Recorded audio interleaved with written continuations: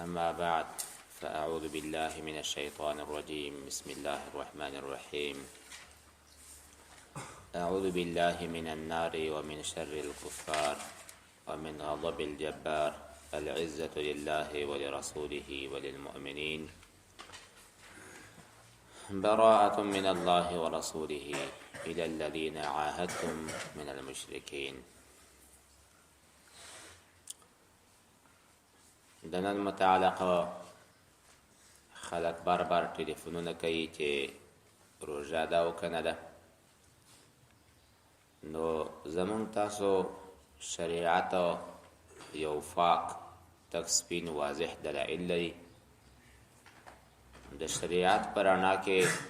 موږ دوه اصول لرو. یو اصل دادا چې کدیر شم د شعبان پورا وی یا نه پورا، خو چې کله شهود الشهر وشي د میاشت لیدل وشي، خیر یا اختلاف د مطالعو که معتبر وی یا معتبر نه وي، د دنیا په هر یو طرف کې چې شهود الشهر وشو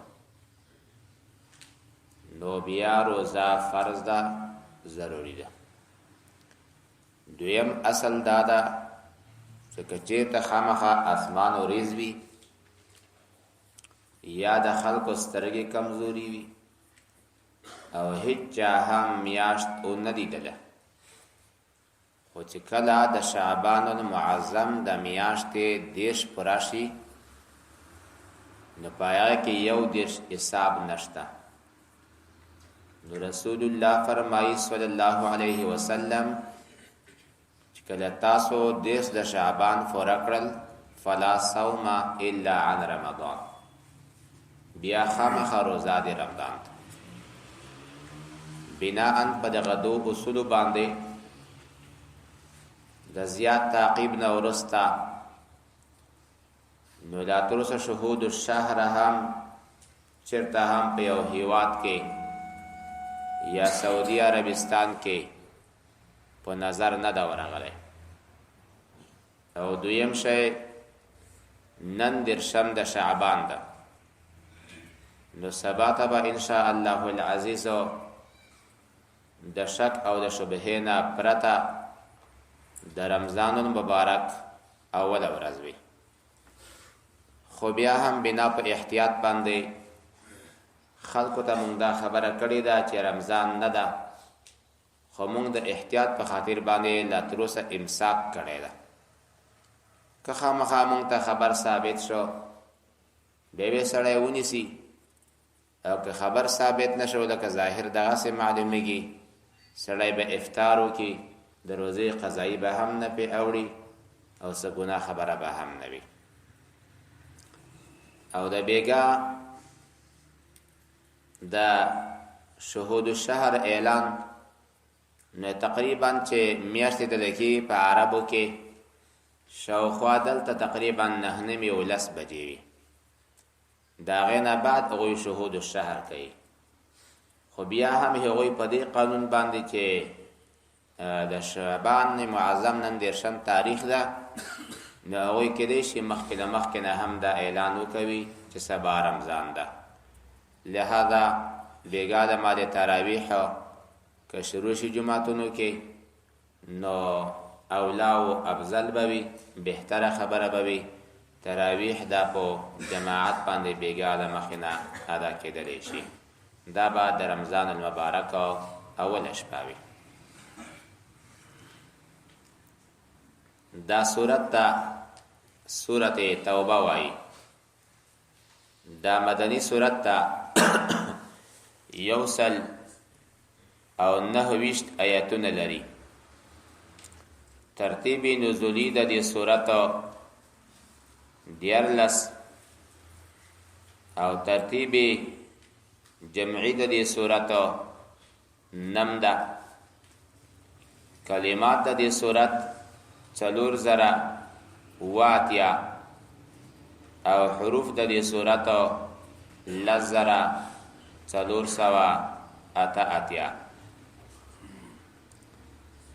مناسبت د دې سورت د مخکې صورت سره. مخکې صورت کې بیان د جنگ، بیان د یو مقابله او بیان د هغه کبرجنو کفارو چې په ډېر غرور باندې په ډېر زیات خوشاله منځلو باندې د اسلام پر ضد د رسول الله صلی الله علیه وسلم په ضد باندې راوتلیو. د الله پاک لخوانا د مجاهدو نصرت وشو او د هغوی د کبر معنی رړنګ کړي او د هغوی هغه ناولی مرادونه د خاورو سره خاورې کړل. په دا صورت کې هم بیان د براءت، بیان د بیزاری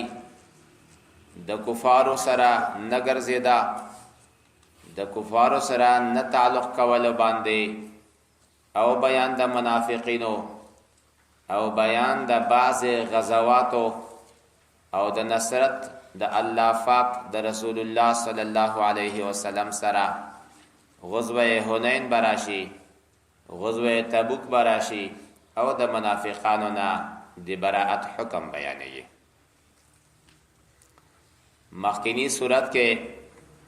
بیان د توحید او د رسالت او د تخویف او بشارت او انفاق او جهاد بیان شو. همدا شان په دې صورت کې هم د الله پاک توحید او د رسالت د رسول الله صلی الله علیه وسلم اثبات او بشارت د مسلمانانو دی پاره، تخویب د کفارو دی پاره، او بیان د انفاق فی سبیل الله مستقل آیتونه براشي، او بیان د جهاد فی سبیل الله چې ای خلکو تاسو ولې درنیږئ، د ځمکې طرف ته ولې میلان کوئ، د الله پاک د اعلا د کلمت الله دی پاره قیام او قوام نه کار واخلئ. د مخکې صورت په آخر کې الله پاک جل جلاله او فرمایل کافران بعض د بعض اولیاء دي. په دې صورت کې به هم دا خبره ثابت شي چې منافقان اگر چې ظاهرا پټولی د مسلمانانو کې ځانونه شامل بولی، خدا هم د کفارو یو برخه ده، دا هم د هغوی له جملې نه دي. همدارنګه د مخکې صورت په آخر کې او فرمایل الله پاک په هر شي باندې عالم ده، مخلص مسلمان هم پیژني، منافق هم پیژني، او تاسو نه پوهیږئ ظاهرا په منافق باندې کله ښه عقیده ولرئ، هغه یو زورور، یو ذلیل، یو بیکاره، تر ټولو تیز د اسلام دښمن وي. یو سړی کله کله ساده غونته سړی وي، لیکن هغه د مسلمانو دوست وي، هغه اسلام پاله وي، په صورت او په خبرو کې عجز موجود وي. د دې صورت په سر کې بسم الله الرحمن الرحیم ذکر شوی نه ده. د حضرت عثمان ابن عفان رضی الله تعالی عنه نه هغه مرتب القرآن ده، جامع القرآن ده، هغې نه پوښتنه شوې ده چې تا ولې بسم الله الرحمن الرحیم د دې صورت په سر کې ذکر کړی نه ده. عثمان رضی الله تعالی عنه او فرمایلو چې د قرآن کریم صورتونه به نازلېدل، دا بسم الله به د فصل د صورتینو لپاره نازل شو، خو چې هر کله مخکنی صورت راغی بیا وروسته دا صورت راغی، د دې مضمون هغې ته ورته و. زیاتره به رسول الله وایي ما ته فرمایل چې پلانی صورت پلانی آیت پلانی آیتو سره کېده، مناسبت به منځ کې موجود و. خو چې هر کله دغه صورت راغی د دې مضمون د مضمون د انفال سره ورته مضمون ده، خو موږ ته دا بیان نه کو چې آیا دا د هغې صورت جز ده او که دا مستقل ځان ته یو صورت ده. نو ما وایي لحاظ د جهتین وکړو، لحاظ د جهتین هم په دا وکړو که یو صورت ورته وایي په اعتبار د اتحاد د قصې او د مضمون سره منځ کې بسم الله نشته، او کدی ته وګوري چې دا دوا سورتونه دي مان کې خط فاصله شته او د لیکلي سورۃ التوبه مدنیه وهي 129 آیه و 16 رکوع. نو ما نظر جانبین ته کړی دا. دویم وجه دا ده چې په دې کې بسم الله لیکل شوی نه ده، ولې بسم الله امان ده. د بسم الله په وجه باندې د الله پاک جل جلاله د عذاب نه انسان په امن کېږي او دغه صورت د عذاب ده، دا صورت د امان نه ده. د کفارو د پاره د هغوی د بې امنۍ او د هغوی د عهدې ماتولو بیانونه دي. همداشان ما په دغه صورت کې بیان ده براءت ته، بیان ده بیزاری ده د کفارونه، او بسم الله هغه سبب د رحمت، سبب د وصلت، سبب د رسیدلو ده الله تعالی جل جلاله ته. نو بناءً په دې باندې په دې سر کې بسم الله الرحمن الرحیم دا ذکر نشو. الله فرمایي هذه براءة من الله ورسوله، دا براءت او بیزاری ده لطرف د الله او لطرف د رسول الله. هر کله چې مکه معظمه فتح شوله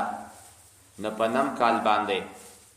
حضرت رسول الله صلی الله علیه وسلم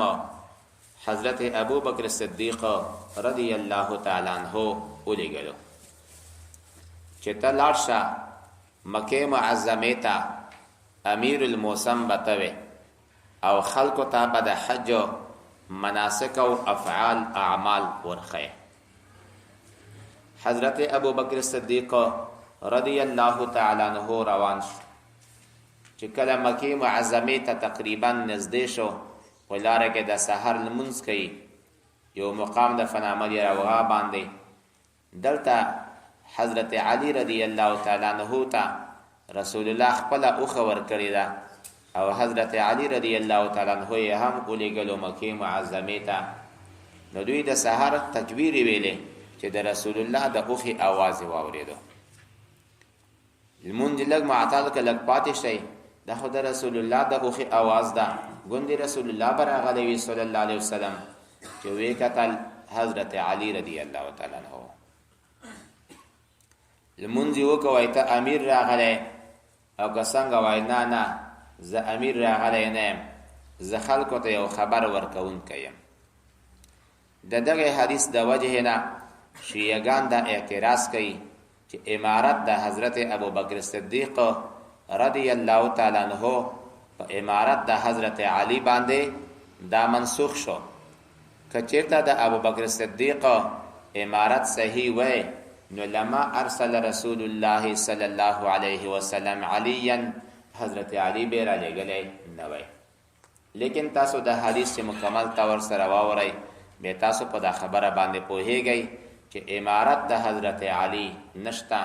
او نه حضرت علی امیر را لګل شوی دا او نه امارت د حضرت صدیق پر را لګلو د حضرت علی باندې منسوخ هم نه. حضرت علی رضی الله تعالی عنہ ځان ته وظیفه وا، د صدیق رضی الله تعالی عنہ ځان ته وظیفه وا. د صدیق رضی الله تعالی عنہ وظیفه دا وا چې د خلکو ته د حج مناسک د حج افعال داخله. ورسته د هغې نه حضرت علی ولې راولېږلو؟ په هغه وخت کې د خلکو د هیوادونو د مشرانو قانون داو چې چا به د چا سره معاهده کوله یا به د خپل کوله یا به د دې کورنۍ ورسره کوله، د دې خپل نسب ولا سړي، دا اصول وو. او همدا شان چې چا به وعده ماتوله یا به د خپل ماتوله او یا به د کورنۍ یو اقرب سړی به و، نږدې سړی به و، ای به خلکو ته اعلان وکړه چې موږ تاسو وعده ختمه شوله. خو دغه اعلان د پاره حضرت علی رضی الله تعالی عنہ قابل وو او حضرت صدیق قابل نه وو. ولی که حضرت صدیق رضی الله تعالی عنہ په مکه مکرمه کې دا اعلان کړی وای د براءت نو دا خلکو به دا خبره اوریدلې نه. ولی ځکه دای خو د رسول الله نزدې نسب نه وو نو دا به د خلکو د قانون نه خلاف وای، خلکو به دا خبره وګو ته نه اچولای. نو په دې خاطر باندې حضرت علی رضی الله تعالی عنہ ولېګلو چې تلاړ شه بیان د معاهده تو کوا او بیان د امارات المؤسم او د حج مناسک به حضرت ابوبکر صدیق رضی الله تعالی عنہ کوي. له همدې وجنه په ومه ورځ د ذوالحجې باندې حضرت صدیق رضی الله تعالی عنہ د اعمال د حج بیان وکړ. له هغه نه وروسته حضرت علی جکشو خطبه د معاهده بیان کړه. همدارنګه بیا په نم تاریخ باندې حضرت صدیق رضی الله تعالی عنہ هغه د حج مناسک بیان کړل چې په اورس کوم اعمال کې هغه بیانول. حضرت علی رضی الله تعالی عنہ جکشو او د خلکو ته بیان د معاهده وکړ. همداسې په ورځ د اختر باندې او حتی په دویم د اختر باندې صدیق رضی الله تعالی عنہ جکشو خپل بیان وکړ او حضرت علی رضی الله تعالی عنہ جکشو د معاهده بیان وکړ. د حضرت ابوبکر صدیق رضی الله تعالی عنہ بیان د عبادتو چې نن به دا قسم سره عرفات ته زیاده سه بلمنس کوي، د سه مزدلفه ته راځي، د سه بشپا کوي، ګیز ماده به وختي راځيږي به بس کوي د اعمال. او بیان د حضرت علی رضی الله تعالی عنہ دا سه و چې اے کفارو مونږ چې د چا سره وعده کړی ده هغه سره مونږ خپل وعده سره رسو چې ترڅو د دوی د خوانه نقض د عهد راغلی نه مونږ له دوی سره خپل وعده سره رسو. خو چې وعده سره ورسېدله ورسته د هغه نه بیا ایمان وي یا به جزیه وي یا به قتل وي. او کوم کسان کفارو سره چې مونږ وعده او معاهده نه لرو مونږ هغوی ته 4 میاشتې وخت ورکوو. 4 میاشتې په مخ د ځمکې باندې وګرځئ د 4 میاشتو نه وروسته به یا اسلام وي او یا به سیف او توره وي، معنا جنگ به وي. همدارنګه دا اعلان هم کولو صدیق رضی الله تعالی عنہ الله یطوف بالبیت عریان سړی لوت سړی به ناراضي او لدینا بعد مشرک سړی کعبه شریفه ته ناراضي. نو وګوره د حضرت علی رضی الله تعالی عنہ ځان ته وظیفه ده هغه بیان د قطع د معاهده کوي او د حضرت صدیق رضی الله تعالی عنہ ځان ته بیان ده. نو راتلل د حضرت علی رضی الله تعالی عنہ هغه ناسخ د امارت د ابوبکر صدیق رضی الله تعالی عنہ نه ده، بلکې په هغه سحر چې دی راورسېده وای امیر انت ام رسول، ته یو استاد راغلی کته امیر؟ قال لا بل رسول، زه خالی او استاد راغلم، زه په صفت د امیریت باندې تا ته راغلی نه یم. الله پاک جل جلاله په دې آیتونو کې بیان دی هغه براءت کوي. هذه براءه، دا بیزاری ده لطرف د الله پاک او لطرف د رسول د الله نه یو کسانو ته چې تاسو وعده ورکړی و له مشرکانو چې تاسو چا سره معاهده کړی و د اخري براءت ته. اوس که خپل وعده لا تر اوسه ټیم پاتې وي ټیم به پوره کوئ او که ټیم ختم شوی وي دا چا سره وعده نه وي یو ته 4 میاشتې اختیار ده. دا 4 میاشتې شوال او ذوالقعده او ذوالحجه او محرم یا مراد د 4 میاشتو نه ورسته دغه اعلان نه ده. نکه دغه اعلان چرته په حج کې شوی وي په ایام الحج کې بیا ورستنه ورځې دي او کداغه اعلان په میاشت د شوال کې شوی وي چې اشهر الحج ده، نو بیا شوال، ذوالقعده، ذوالحجه او محرم الحرام دا 4 میاشتې دي کما هو ظاهر. الله پاک جل جلاله د کفار شرمون کیدا. اذان من الله، دی الله پاک لخوانه یو اعلان ده، یو خبرتیا ده او لطرف د رسول الله صلی الله علیه وسلم نه خبرتیا ده. د دې خبرې په ورځ د حج اکبر باندې. ورځ د حج اکبر کوم ده؟ د عرفه ورځ وا، د جمعې ورځ وا چې رسول الله صلی الله علیه وسلم ولسم کال باندې تشریف فرماو په حج کې. عربی راغی ایل یوم یوم الحج الاکبر،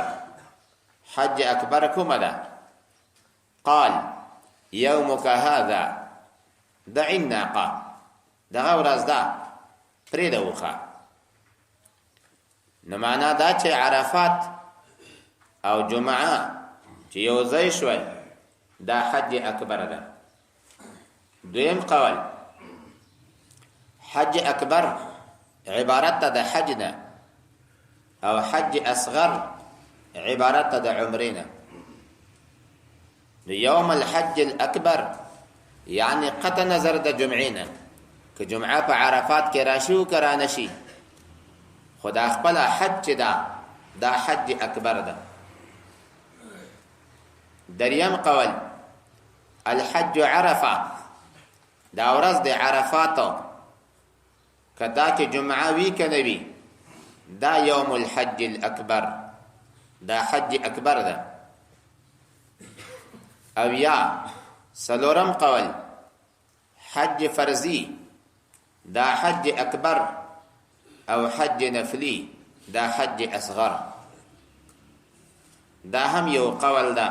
قیل دا قول کړي. نو دی الله د خوانه په دغه ورځ د حج اکبر باندې دل بدست آور که حج اکبر است، از هزاران کعبه یک دل بهتر است. وای د مسلمان زړه لاسته راوړه، د مسلمان زړه خوشحال ساته، مسلمان ازرده کواما، مسلمان خفه کواما، د مسلمان د اهانت او سپکاوي کوشش مکوا. د زرو کعبونه د الله په نسبت د یو مسلمان زړه بهتر ده. یعنی که زر واره کعبه ته لاړ شي خو چې مسلمان زړه دې خفه کړی وي، ته به دومره ثواب ونه ګټې لکه څومره چې تا جرم او ګناه کړی ده. واذان من الله ورسوله، د الله او د رسول نه اعلان ده په دې خبره باندې چې الله بری او بیزار ده د مشرکانو نه او رسول دی هغه. یو عربی راغی، علامه قاضی ثناء الله پانیپتی رحمه الله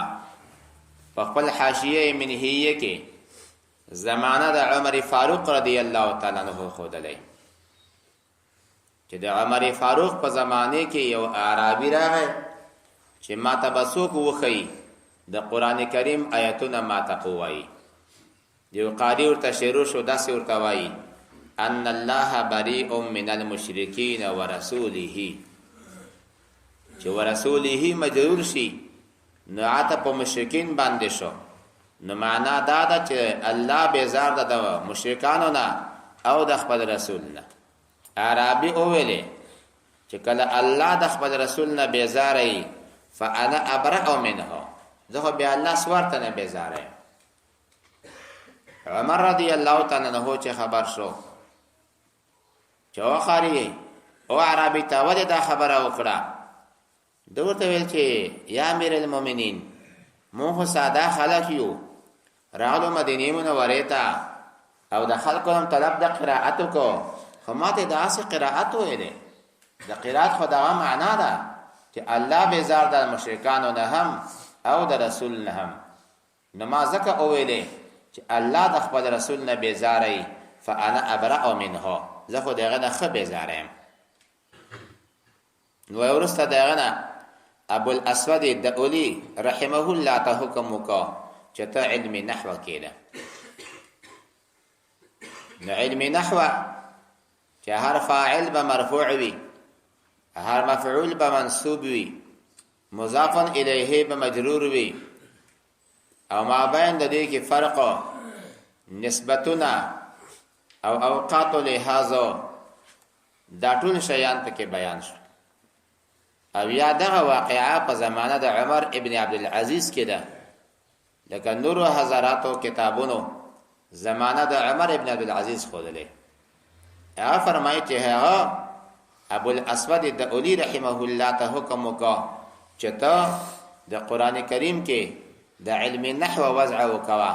معنا اعراب هم ورکز ورو زیرو، ترڅو مسلمانان په صحیح تور سره قران کریم وایي. وګورئ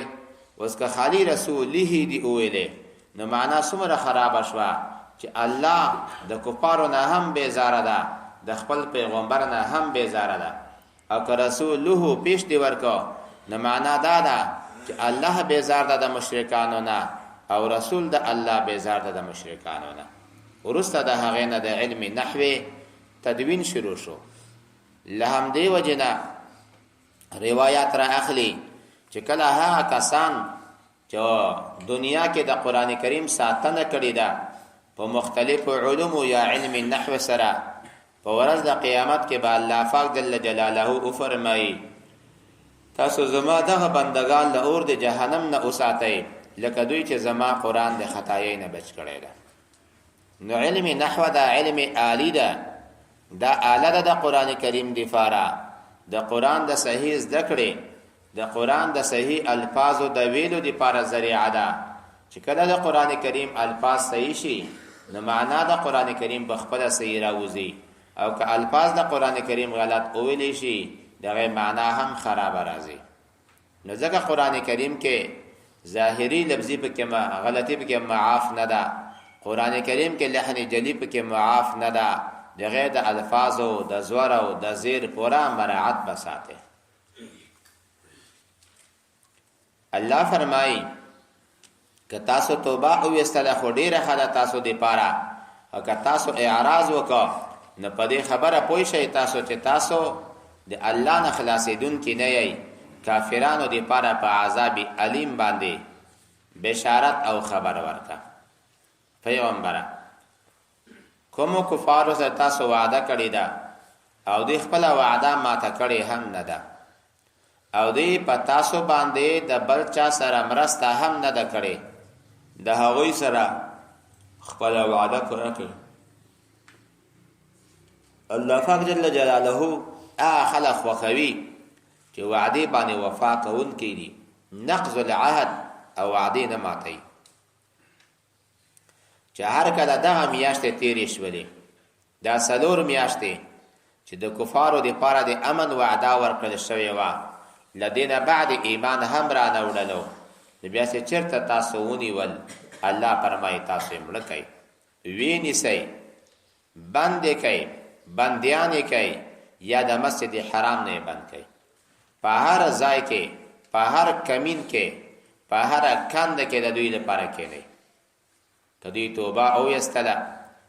او علامه د صحت د توبې به دای چې لمونځونه یې وکړل، زکاتونه یې ورکړل، بیا لاره پرېږدئ ولې مسلمانان دي. رسول الله فرمایي ما ته تر هغې پورې امر شوی چې وجنګېږم چې خلک دا کلمه ووایي چې لا اله الا الله، خو چې هر کله کلمه یې وویلې فقد عصموا مني دماءهم واموالهم، دی خلکو له مانه خپل ځانونه خپل مالونه بچ کړل، الا بحق الله، مگر هم که حق دی الله تعالی جل جلاله وي. پیغمبر که د مشرکانو یو کس لتانه پناه وغوښتله، پناه ورکړه. مسئله دا ده د مجاهدینو ټولي ته د کفارو یو کس غږ وکړو چې مونږ ته امن راکړه. د مجاهدو یو فرد، د مجاهدو یو شخص یغه ته پناه ورکړله، یو کس ته پناه ورکړه، 2 کسان ته پناه ورکړه، دا پناه صحیح ده. بل مجاهد نشي کولای چې دا کس چې امن ورکړل شوی ده دا مړ کی، وزل ناروا او حرام دي. البته کچې ته خامخا د کفارو یو لوی ټولای یو مجاهد سره الله را اونې ولا چې ته ماته امن راکا، او یو مجاهد امن ورکو، او که دا ټول ټولای خوراشي نو کېدای شي دلته دینه حمله وکړي په مسلمانانو باندې، دا خطر وا نه پدې وخت کې بیا دا یو مجاهد امن به صحیح نوي هغه موقوفي تر اجازه د امام پورې یا تر اجازه د مشر قوماندان پورې کې هغه په خبر وو چې وراد شي اس پروانه کوي مونږه باندې حمله نشي کولای امن د دوی لپاره بیا خو امن صحیح ده او دویم دا چې د خامخا د یو مجاهد امن دوی ځان ته امن وګڼي نو یو نه پر هرڅه دوی پیدا کولای شي نه پاسانه د مسلمانانو منځ کې داخلي دی شي سوا د باغ کې فساد کولای شي نو کچې در ډیر کسانو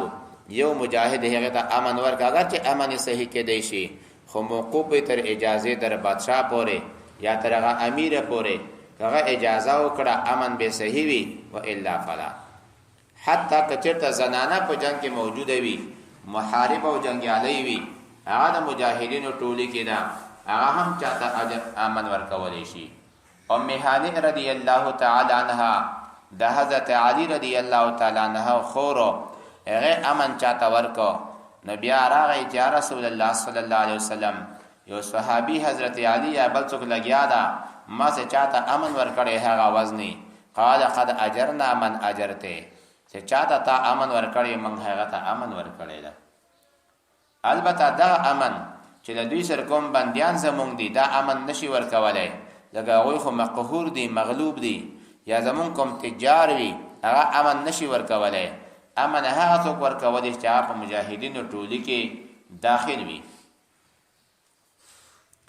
الله فرمایي که څوک د مشرکانو نه لتانه امن وغواړي امن ورکوي تر دې چې د الله پاک جل جلاله کلام واوري او بیا ورسوي تر خپل امانه پورې امانه هم خپل وعده پوره کول دي او یا هغه 4 میاشتې وخت ده کله خپل وعده پوره شوه او یا به سیف یا به اسلامي یا 4 میاشتې پوره شوه د ایمان را نه وړلو یا به سیف یا به اسلام او یا به جزیه وي الله فرمایي براءة من الله هذه دا براءة من الله بزاری دل طرف دی اللہ تعالی نا ورسوله او لطرف دی رسول دا اللہ تعالی جل جلالہ نا الى الذین هو خلقتا عاهدتم چتا سوعد کړی دا من المشرکین د جملې د مشرکانو نا فسیحو تاسو وګرځئ فی الارض بمخدز مکی باندې 4 اشهر سلور میاشتې وعلموا پویشی انکم تاسو غیر معجز اللہ تاسو عاجزون کی نئی اللہ تعالی لرا وان اللہ بیشک اللہ تعالی مخزی الکافرین اللہ شرمون کئی دا کفارو دا واذان من اللہ او خبر تعالی لطرف دی اللہ تعالی نا ورسوله او د رسول د الله نا الى الناس خلقتا يوم الحج الاكبر فوراد حج اکبر ولوی حج فرزیدا پدې خبره باندې ان الله بریئون چې الله بیزار دا من المشرکین د مشرکانو نا ورسوله او رسول د الله هم بیزار دا د مشرکانو نا فإن توبتم کتاسا توبه ویستا من الكفر د کفر او د غدرنا فهو خیر لکم دا زیاد غرد تاسو دی پارا وإن تولیتم کتاسو اعراض وکو نفعلمو پویشی پدی بانده انکم غیر معجز اللہ تاسو عاجزون کی نئی اللہ تعالی لرا چه تاسو دا اللہ دا عذاب نپاتے شی ولیستا اللہ تعالی عاجزه کی دا الله بتا ته عذاب درنکی ځکه معنا د غیر معجز الله فائتین من عذابه تاسو خلاصیدون کې نه د عذاب د الله نه چې الله تعالی تاسو عاجز کوي وبشر الذين زیر ورکیه خلقتا کفروا چې دوی کافران دي دا لفظ د زیر ما مخکې درته ویلو چې یا تحکمنده یا په دې کې تجرید ده بشر په معنا د اخبر سره ده وبشر الذين زیر ورکیو کسانو تا خبر ورکیو کسان دا کفرو چودی کافران دی بعذاب علیم فعذاب درناک سرا الا الذين مگر ما خلق عاهدتم چې تاسو وعده کړی ده من المشرکین د مشرکانو نه ثم لم ينقصوكم دوی د تاسو وعده ماتې نکړي شیئاکم سو معنا ثم لم ينقصوكم تاسو دې کمبود در نه کپدې فور کولو د وعده کې ولم يظاهروا عليكم او دې مرستونه کړی تاسو په ضرر باندې احد د هیڅ سره فاتموا الیهم عهدهم نفرا کوي دوی لپاره د دوی وعده الى مدتهم تر خپل نیټې پورې ان الله بیشک الله تعالی يحب المتقین الله دوست غني متقیان او پرهیزګار خلق چې وې د وعده ماتولو نه ځان بچ کړي فاذا انسلخ الاشهر الحرم چې کله تیری شي هغه میاشتې د حرم فقتل المشرکین نمړه کوي مشرکانو لرا حيث وجدتموهم چې چېرته تاسو دوی پیدا کولو په حل او په حرم کې وخذوهم ونساء واحصروهم او دوی ونساء بندیان کې وقعدوا لهم کې نه دوی لپاره کل مرصدن هر بندرگاه کې بهر ځای کې کمین ونساء مرصد زائد انتظار توای کمین توای فإن تابوا کدی توبه او استورست لدینا واقاموا الصلاه او منذن ادرول دا علامات صحت د توبه دا واتاوا الزکات او دی زکات ورکړلو فخلوا سبيلهم نپری دی لار د دوی لار خلاص کړي ان الله بیشک الله تعالی غفور الرحیم بخون کوي مهربان ذات دا وان احد کيو کسو من المشرکین د مشرکانونا ان په اسم باندې داخليږي نه دا احد اسم دا علامات اسمیت وکیدې شي په کې تنوین وی نو لدی وجنه په دې ځای کې فعل حذف شوی دا ان استجارکا فلتانا فنا او غختلا خدا فعل ولی حذف شوی دا لکه ورسته دا فعل ذکر دا چې جمع را نشي ما بین د مفسر او د مفسر کې تقدیر د عبارت اصل کې داسې دا وان استجارک احد کفنا غواړي لتان یو کس من المشرکین د کفارونا نستجارک دا دویم تفسیر د هغه لپاره تا نه پنا غواړي فاجره فنا ورکا حتا ترهه پوره يسمع كلام الله چې دی واوري حتا تعلیل یدا د دې لپاره چې واوري د الله تعالی کلام سوچ او فکر پدې کې وکوي ثم ابلغه بیا ورسو دای ما امنه اغزای دی امنتا زمانی دی امنتا یعنی سلور میاشتې ولس په ذالک دا بانهم پدې سبب باندې چې دوی قوم لا يعلمون دا یو قوم لا يعلمون دوی پوهیږي نه